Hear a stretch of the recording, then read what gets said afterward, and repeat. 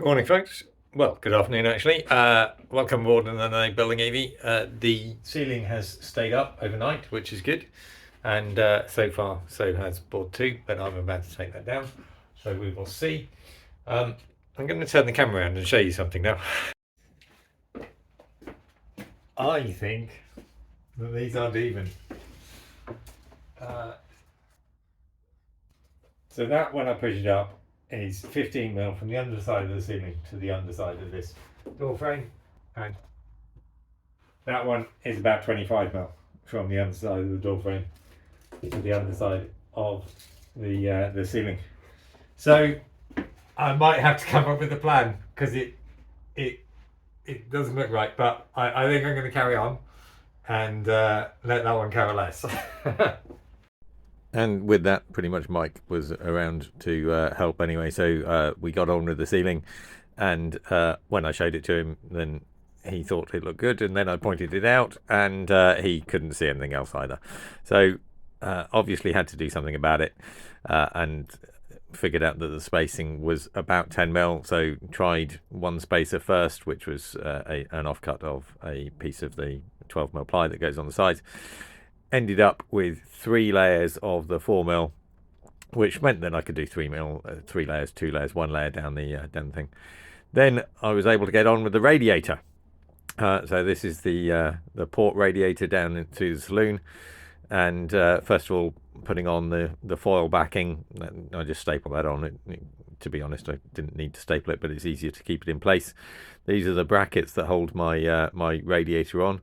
My radiators are a sort of a combination of a skirting board and a radiator. So here we go. There's one of them, and I put the chop saw at the wrong end, and the hoover, what have you, for extraction. So had to jiggle it all around again. But these things are so long that they were completely in the way at the other end of the boat. So it was just about getting this in place somewhere, not necessarily fully fixed. So there's a blade on the chop saw, which is a I can't remember what you call it, but anyway, it's suitable for cutting aluminium as well. And then I'm deburring the ends. There's good videos about installing this stuff on discreteheat.com if you're interested. Well, I hope that it'll be good. I've got the 3-pipe system. They do a 2-pipe system, which I almost went for, but I figured 3 pipes is better than 2. I just run it for less if I find that it's too hot. I honestly don't know. Something of an experiment, trying to work out how much heat you think you need in a narrowboat is a bit like trying to work out how much electricity you need. You don't know until you're living there. So anyway, then I laid out the fittings for this one. You pop these little retainers in the ends, and then clean off the copper pipe that goes into the Tektite fittings, and then they have their own proprietary fittings that go actually from the Tektites into the skirting board that just requires a little bit of silicone grease on them to make a seal. There's a couple of O-ring seals on them as well, and just gently tap them in, and then use my funky plastic pipes and the expanding tool, which makes the plumbing really easy. So that just goes on, and then hold it in place, and that all looks good, I think. So that's that end done. I'm not doing the other end at this point. And then, well, there's another rigmarole with the ceiling. I won't bore you with it, but suffice to say, I'll explain it a bit at the end. This is because I have a clever lighting system that's all Zigbee based, then I wanted a backup system. I call it the emergency lighting system. It runs right down the entire boat. One light switch at each end of the boat just puts some light in each of the areas. So there's 5-6 lights just down the boat in the ceiling in the middle. So I got out my socket hole jig rather. This back box, it doesn't quite fit into 19mm. The blue clips that retain the back box don't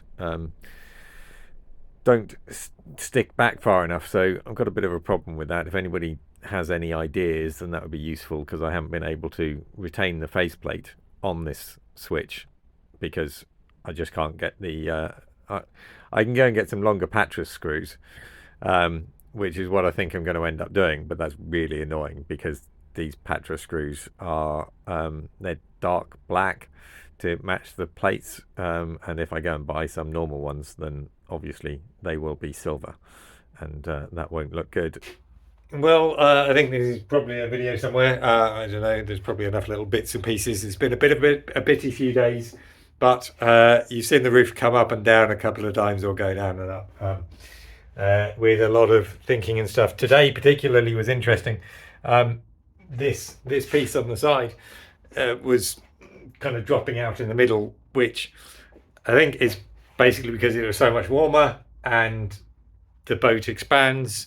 You can look up the coefficient expansion of steel, and it's actually, so there's about 1.5 meters across the roof, a bit less. So that's why I've put some silicon just in the middle here, between the LEDs, so that if I want to, then I can slide a craft knife in and cut the silicon. Decided that keeping the outside boards into the edge, into the lights, is more important than keeping them on the edge. So these two pieces that I have done things with to keep them on the edge, I think they may come down in due course. I'm not going to go through the trouble of trying to change all the ones that are up, but if they come down, then I know what my solution is. So that's that. You saw me cutting up my radiator, which is now hiding behind that lot. So now I've got two of them, another one hiding behind there. And I was just wiring in one of the emergency lights, or the emergency light switch. There's one of these in the middle of each of the roof panels, in case my clever system goes dumb. But now, when we come back, then I will be ready to get on with what's going with the back here and the bathroom bulkhead. The door into the bedroom, I am undecided about now.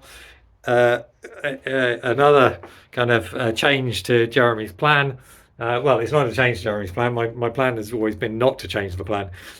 So there's a potential change. I'm kind of toying with the idea of a sliding door, because if I open the door into the bathroom, I'm not opening it into the bedroom, because that will block off getting to space that I really want. I really want this space to be open, this side of the door in the bedroom. So it can either swing into the bathroom. There's a little bit of a chance that I might do a folding door. Not very keen on that, I don't think. But I'm giving myself time to figure that out, because I'm not here in the next couple of days. So I will see you when I'm back, and hopefully my head will have decided what I'm going to do with the bedroom door, because that's kind of crucial. Take care. Bye.